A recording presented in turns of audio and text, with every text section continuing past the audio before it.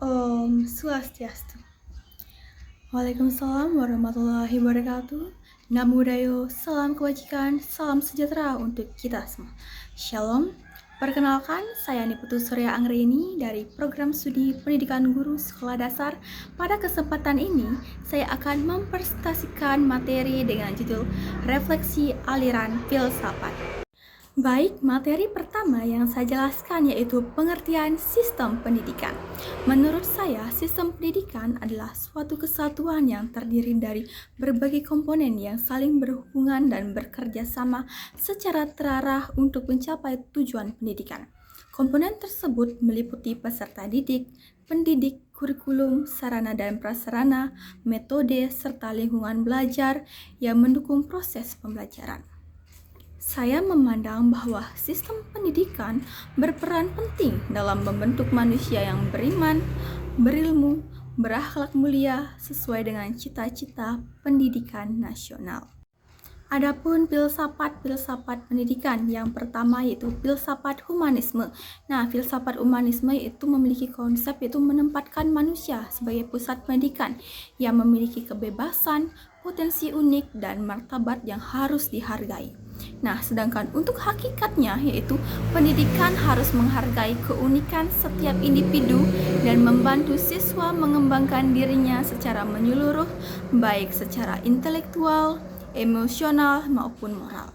Nah, adapun implementasinya yaitu guru berperan sebagai pembimbing dan fasilitator dalam proses pembelajar. Nah, siswa diberikan kesempatan untuk berpendapat, berekspresi, dan belajar sesuai dengan kemampuan serta minatnya. Nah, adapun kasus nyatanya yaitu implementasi humanisme yaitu melalui kurikulum merdeka. Nah, misalnya yaitu guru menerapkan proyek yaitu proyek sekolah ramah anak dan alam. Nah, di mana yaitu anak-anak diajak belajar di luar kelas untuk menanam pohon, membuat kompos, dan berdiskusi tentang kepedulian terhadap lingkungan. Nah, guru yaitu berperan sebagai fasilitatornya, bukan penguasa kelas, sehingga anak merasa dihargai dan bebas berpendapat. Adapun yang kedua yaitu filsafat rasionalisme. Nah, filsafat rasionalisme yaitu memiliki konsep berpandangan bahwa sumber utama pengetahuan adalah akal dan logika manusia. Nah, hakikatnya yaitu proses belajar menekankan kemampuan berpikir logis, analitis, dan sistematis untuk memahami kebenaran. Nah, untuk implementasinya yaitu guru menekankan pentingnya pemahaman konsep dan alasan di balik setiap jawaban. Siswa didorong untuk mengajukan pertanyaan kritis dan memecahkan masalah dengan penalaran yang rasional. Nah, adapun kasus nyata yaitu penerapan rasionalisme melalui Project Based Learning atau PBL. Nah, siswa diminta merancang solusi berbasis data untuk masalah sampah plastik. Mereka melakukan observasi, analisis data, dan membuat argumen logis. Kegiatan ini menunjukkan bahwa berpikir rasional membantu mereka menghasilkan solusi nyata. Filsafat empirisme. Nah, filsafat empirisme memiliki konsep itu bahwa pengetahuan berasal dari pengalaman dan pengamatan terhadap lingkungan sekitar. Nah, hakikatnya yaitu belajar terjadi melalui pengalaman langsung, observasi, dan praktik nyata. Nah, implementasinya yaitu guru mengajak siswa untuk melakukan eksperimen, pengamatan, dan kegiatan lapangan agar mereka dapat memahami materi melalui pengalaman konkret. Nah, adapun kasus nyata yaitu menerapkan pembelajaran learning by doing, yaitu siswa belajar konsep daur air dengan membuat miniatur ekosistem. Mereka mengamati proses penguapan dan hujan buatan menggunakan alat sederhana. Nah, dari pengalaman ini, siswa lebih mudah memahami konsep daripada hanya membaca buku saja. Filsafat kritisisme. Nah, filsafat ini memiliki konsep yaitu menggabungkan rasionalisme dan empirisme dengan menekankan pentingnya sikap kritis terhadap pengetahuan dan pengalaman. Nah, hakikatnya yaitu pengetahuan dianggap valid jika data dianalisis, diuji, dan dikritisi secara logis dan rasional. Nah, implementasinya yaitu guru mengarahkan siswa untuk menilai kebenaran informasi, mengkaji berbagai sudut pandang, serta melatih kemampuan berpikir reflektif.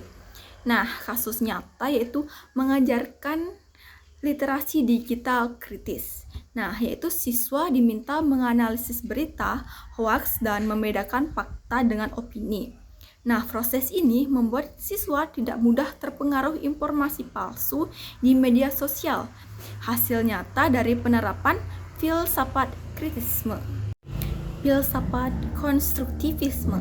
Nah, yaitu filsafat ini memiliki konsep yaitu berpendapat bahwa pengetahuan dibangun oleh siswa sendiri melalui pengalaman dan interaksi sosial. Memiliki hakikat yaitu belajar merupakan proses aktif dalam membangun pemahaman, bukan sekedar menerima informasi dari guru saja.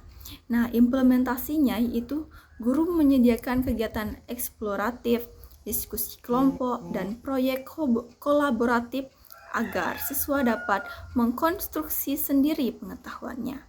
Nah, kasus nyatanya yaitu guru SD menerapkan project based learning dengan tema air dan kehidupan. Nah, siswa yaitu diminta mencari solusi kekurangan di lingkungan mereka. Mereka melakukan wawancara dengan warga dan membuat poster edukatif. Kegiatan ini membuat siswa membangun pengetahuan sendiri secara kolaboratif. Filsafat idealisme. Filsafat ini memiliki konsep menekankan nilai moral, spiritual, dan kebenaran universal sebagai dasar pendidikan. Nah, dengan hakikat, pendidikan bertujuan membentuk karakter, moralitas, dan kepribadian luhur yang sejalan dengan nilai-nilai kebaikan.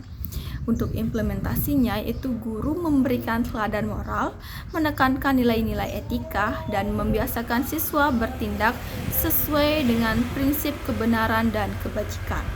Nah, untuk kasus nyatanya yaitu menanamkan nilai tanggung jawab dan kesopanan melalui program doa pagi dan refleksi nilai. Siswa tidak hanya belajar akademik, tetapi juga mengembangkan sikap moral dan spiritual sesuai dengan pandangan idealisme.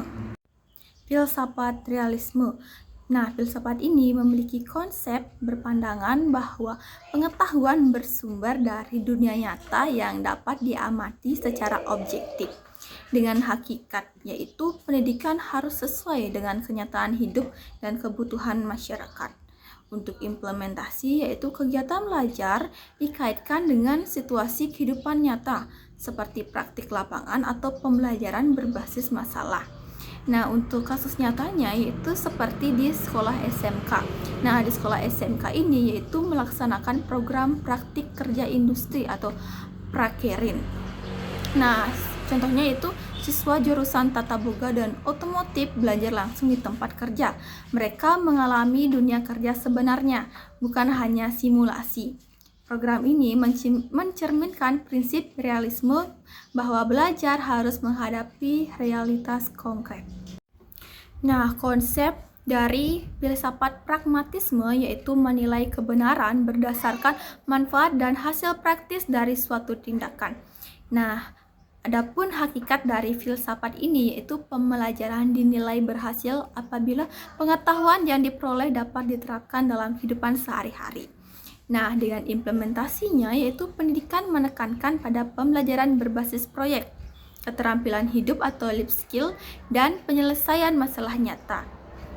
Adapun kasus nyatanya yaitu guru SD mengajak siswa membuat eco-brick. Nah, dari sampah plastik.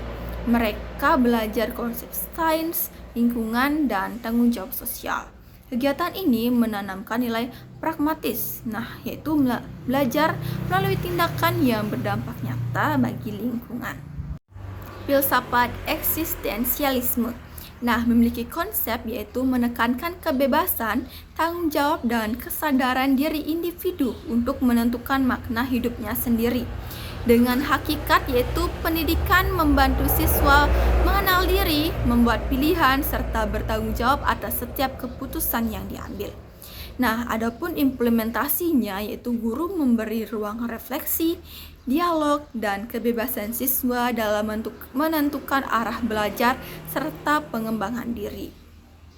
Nah, kasus nyatanya yaitu guru BK SMA menggunakan pendekatan eksistensial untuk membantu siswa yang merasa kehilangan arah belajar.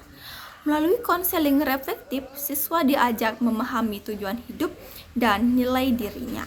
Hasilnya, siswa menjadi lebih termotivasi dan sadar arah hidupnya. Nah, yang terakhir yaitu filsafat Pancasila. Nah, filsafat Pancasila itu memiliki konsep Pancasila sebagai dasar, arah, dan tujuan utama dalam penyelenggaraan pendidikan nasional Indonesia.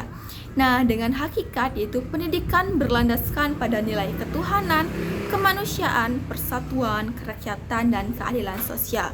Nah, dengan implementasi yaitu nilai-nilai Pancasila diintegrasikan dalam pembelajaran, kegiatan sekolah, dan budaya satuan pendidikan.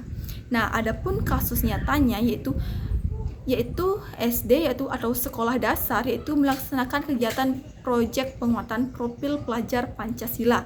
Nah, yang bertema kearifan lokal. Nah, di mana yaitu siswa belajar menari tradisional dan membuat kerajinan daerah. Nah, aktivitas ini menumbuhkan semangat cinta budaya, gotong royong, dan kebanggaan sebagai bangsa Indonesia.